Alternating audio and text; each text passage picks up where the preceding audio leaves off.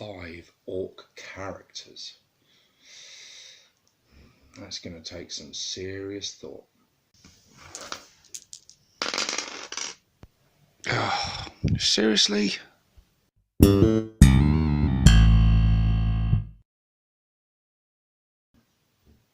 Hey guys, and welcome to another Top 5s video with me, 6+ Stevo.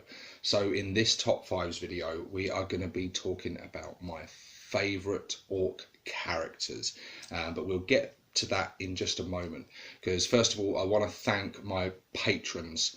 I've got a Patreon page, and to reward the guys that have been supporting the channel, I thought I'd put the vote to those guys at what top 5 videos they'd like to see next. So they had a few different topics to choose from, and the votes came in, and Ork characters won out. So that is why you're getting this video today.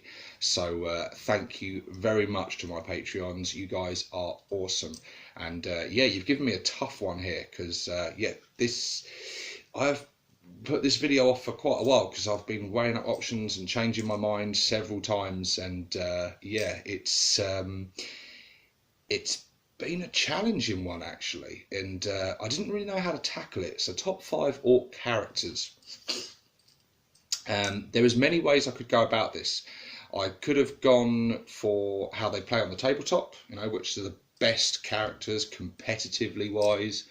I could have gone pure just on the miniatures themselves, which ones look the coolest, or but what I decided to go for was lore fluff, primarily anyway. That's kind of what led my decisions as to what my top 5 favourite Ork characters are.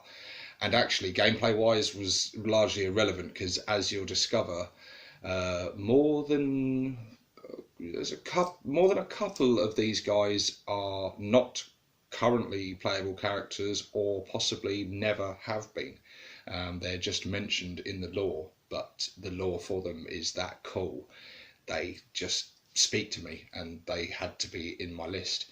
And I think these sort of things are great, because although these characters may not actually appear on the tabletops in game, they're great for inspiring us as gamers and modelers to create characters where we've kind of themed, or either based on these directly or just inspired by these. So and yeah, digging through the books, you know, digging through various codexes and editions and black library novels, and reading on like the Wikipedia pages and things, you know, I've been going through lots of different sources, just doing my research and reading up on these characters and things, and just finding the characters that I just think are really cool. And yeah, discovered quite a few, and it was really hard whittling this down to just 5, because there's just an abundance. Orks are just cool, let's face it. Orks are the best faction going, and they've got some of the best, most characterful characters in the game and the lore. So yeah, just choosing 5 was really hard. But yeah, so anyway, I've made my decision. I've finalized it just before turning this camera on, really. And yeah, we're going to go through my top 5 characters. But if you are here because you love Orks and you like top 5s, then please check out my first top 5s video, in which I went through my top 5 favourite Ork YouTubers. So other channels, much like myself, that are pretty much dedicated to Orks and cover all different aspects of them. Please check that video. I'll be popping a link up in one of these corners, and yeah, go and check that out. I'll put a link in the description as well, so you can go and check that one out and discover some other cool channels, and yeah, keep more Ork content coming. But anyway, on with this video. So let's start off with this top 5. So let's get on with it, shall we? Coming in at number 5. Okay guys, so number 5 is none other than Warlord Griz. No one know who that is? A few of you might, but I'm not surprised if a lot of you don't, because he doesn't feature heavily in the lore. In fact, He features in one paragraph. He is in the latest edition of the Codex. I think he first appeared in the 7th edition Ork Codex. I'm almost certain I read about him before this one, because I couldn't remember his name, but I remember loving that bit that I'd read, and it just spoke to me. And so he was going on this list regardless, even though he's just such a tiny little footnote in the Codex. I just think he's so damn cool. I'll read what it says. It appears in the timeline of the Orks in the Codex, and I believe that's where it first appeared in the 7th edition Codex as well. I don't think this timeline has changed much from that. I think it's just got a few additions since the previous Codex. But anyway, I'm going to read it out and just share with you guys why this guy is just so damn cool. So, it's the Lost War. The Ork Warlord Griz, a noted kleptomaniac, launches his war into the Morlock system. Whilst using warp travel in an attempt to reach the system, Griz and his horde unwittingly move through time and emerge from the shifting chaos of the Imperium shortly before they set off. Griz hunts down and kills his doppelganger, reasoning that this way he can have a spare of his favourite gun. The resultant confusion stops the war in its tracks. So, yeah, in his greed and lust to have two of his favourite shiny shooter, he has just caused a massive paradox, and just basically caused the universe to collapse in on itself, and the timelines to go completely fucked. And I just think that is awesome. I just think it's so... The Orks can be just genius on one level, usually by complete accident, and then just complete morons on the other level.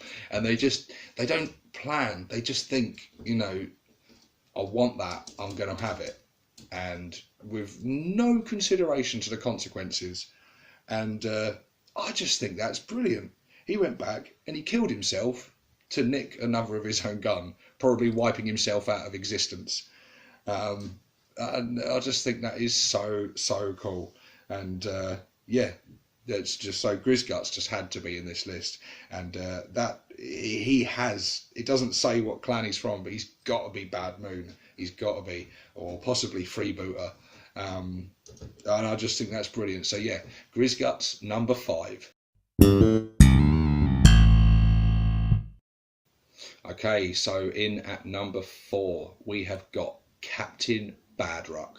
I've always had a soft spot for Badrock. He's just an awesome character that has... he's survived through the mass cull of Ork characters that GW seems to continue to do. As each codex comes out, characters just drop by the wayside with every codex. But yeah, since Badrock has first come out, he's just stayed consistent. And I think that is because he is just a very characterful character. He's got a rich history.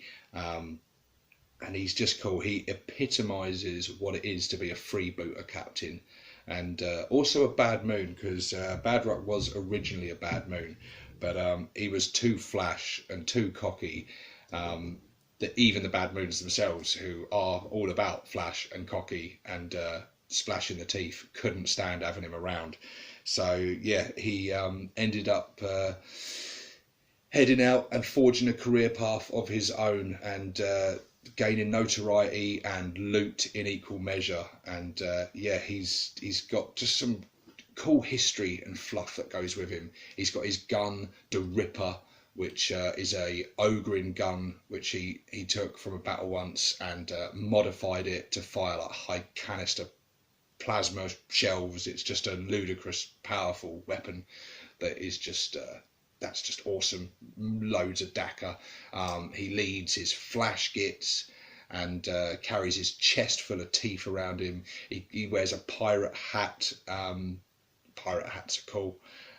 He's got his own cruiser, the Black Tooth, which he's been involved in many a battle and been at the side of many an Ork war boss.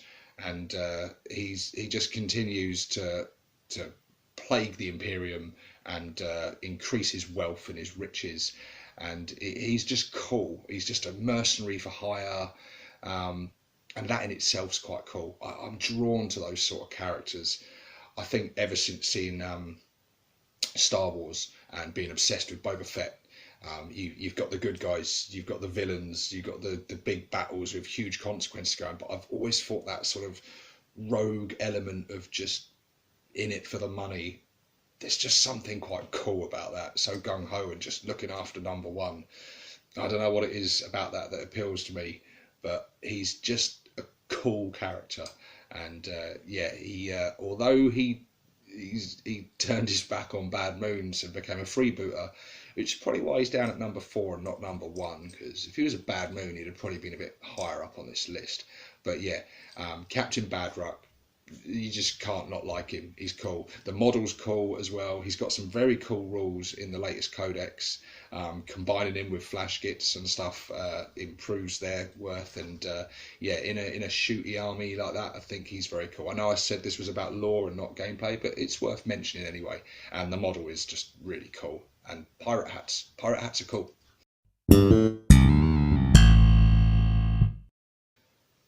Okay, so I know you're going to get the book for this, because this is a character that I think is going to be a popular choice, and I know is a firm fan favourite. But yet again, another character which doesn't have a miniature and doesn't have rules to play in the game, which is an absolute crime in my opinion. And that character is Tusker, the Demon Killer. He is just fucking legendary. His lore is amazing. The story that goes along with his lore is brilliant. He's been referenced in many of the codexes.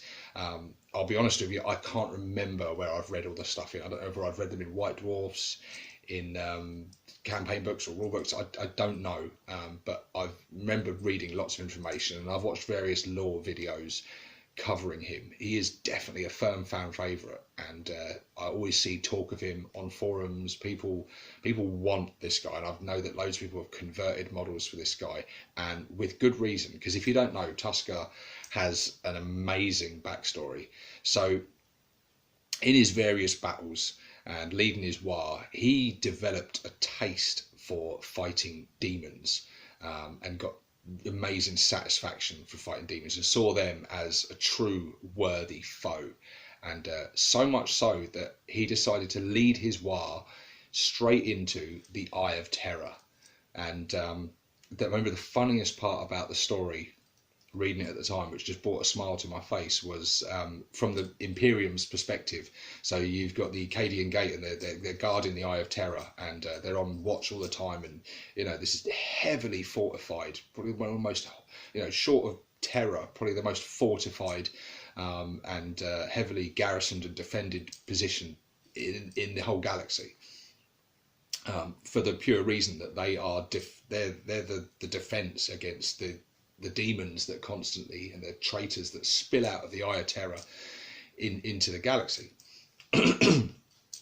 However, what they never banked on was that anyone would be fucking crazy enough to go into the Eye of Terror. And they were completely unprepared for War Tusker, which just steamrolled through, taking out planets on the way, and fighting the Imperium on the way, because on the way, why not? Orks probably get a bit bored travelling, so why not bash in a few Umi skulls along the way?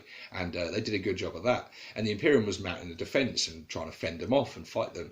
But very quickly they came to the realisation that no, these guys aren't here for us. They're heading straight for the Eye of Terror. Well, fucking let them through then. And that's basically what they did. And so, Tusker and his war, and led his war of all his lunatic orcs with him, straight into the Eye of Terror, where they could just have fun and, slay demons. This brought the attention of Khorne onto them, who I think liked what he saw. Khorne likes a lot of bloodletting, a lot of bloodshed and brutality, and Orks bring that with them in abundance.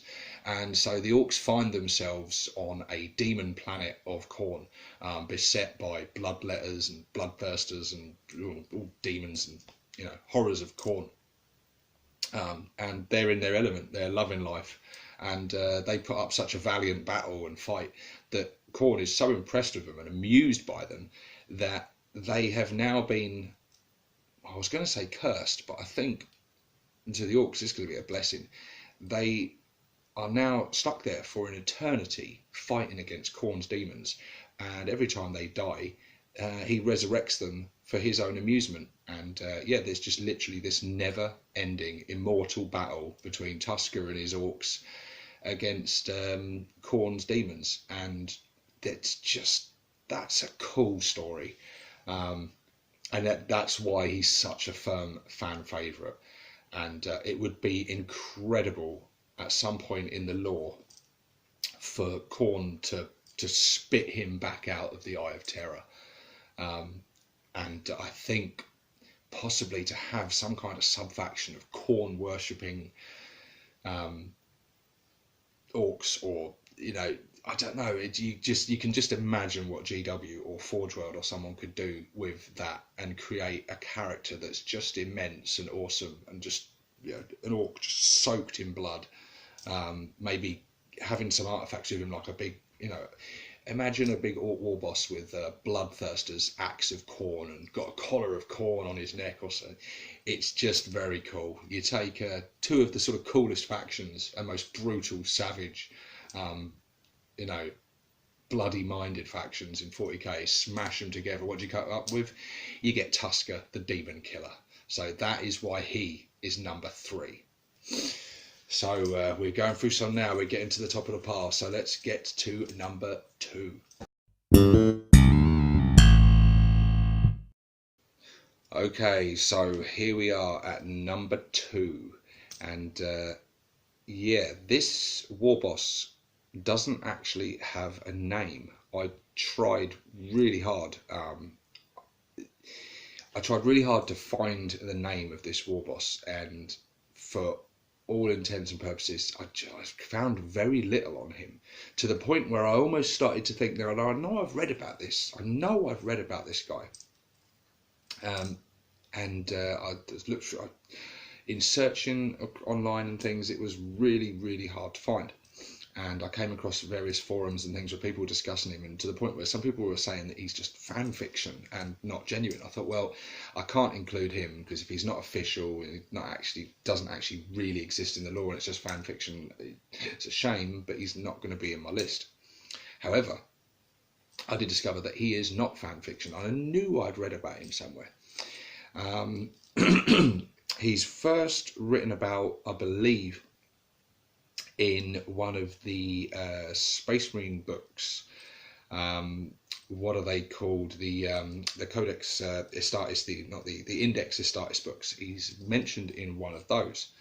And then later on, more recently, he has featured prominently in a short story by Graham McNeill, and it's part of the Horus Heresy stories. And that story is The World of Ash and Fire. I downloaded this short story and read through it, and it's a bloody good read. And it's set during the Great Crusade, so we're going way back to the time of the Emperor, when the Emperor and Horus were working together to rid the galaxy of a massive Ork war in the Goro system. Was it the Goro system, or was the planet called Goro? I'm sorry, I can't remember now. But anyway, I'm calling this guy the Goro War Boss. That's what I'm going to call him. So number 2, the Goro War Boss. So why is he on this list?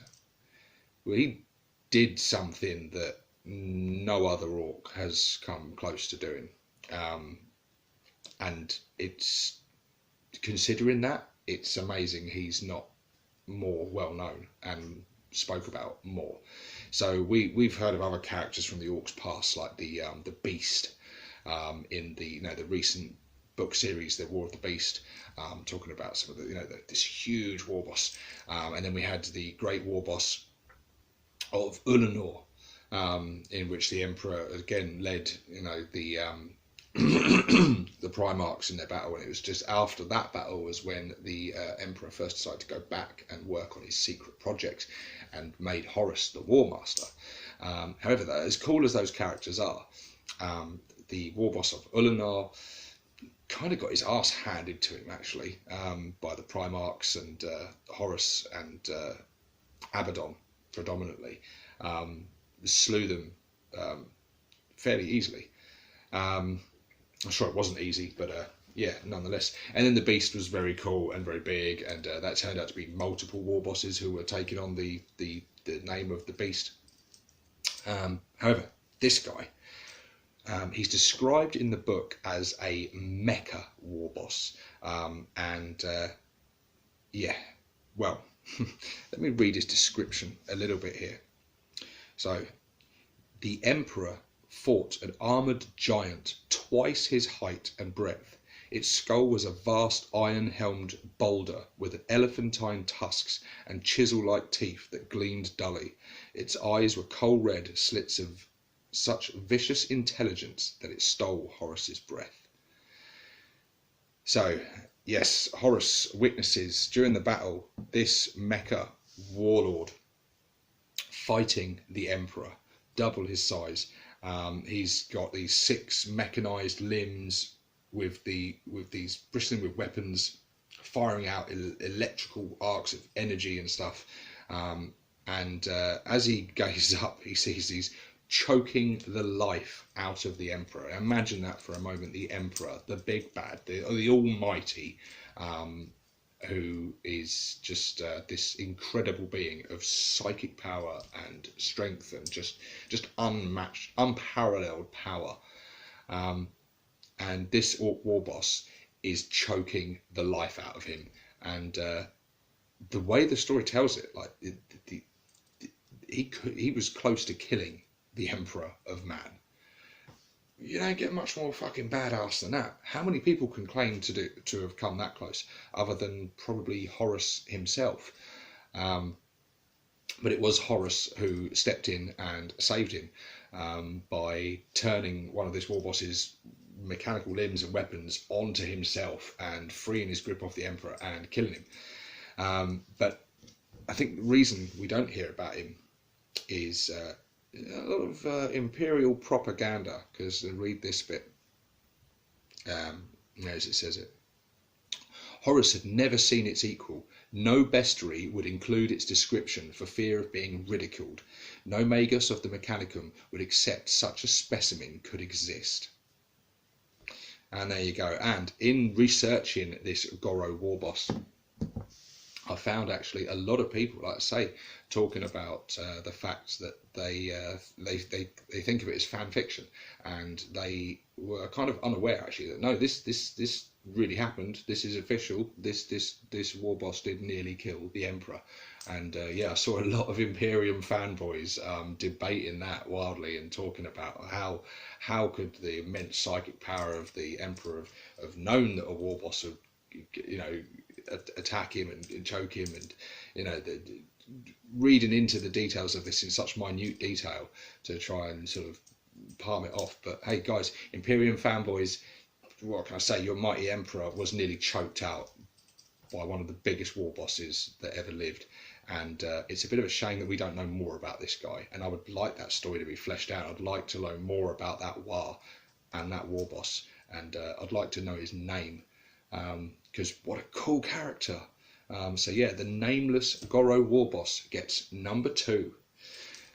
So that's a pretty impressive list of characters there, and only one of them is a playable character.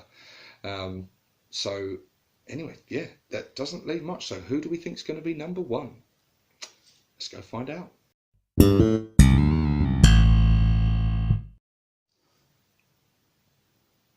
It's Nazdreg, of course. You didn't honestly expect me to say anything else. Anyone that's been watching this channel for a while knows what a Bad Moon fanboy I am. And yeah, there's no better Bad Moon than Nazdreg himself. He's an awesome character. in my humble opinion, and this is my list.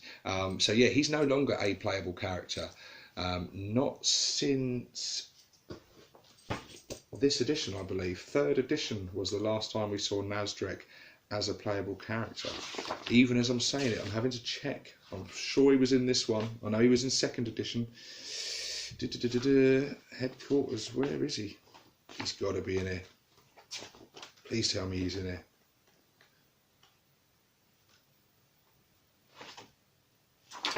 I see no mention of him.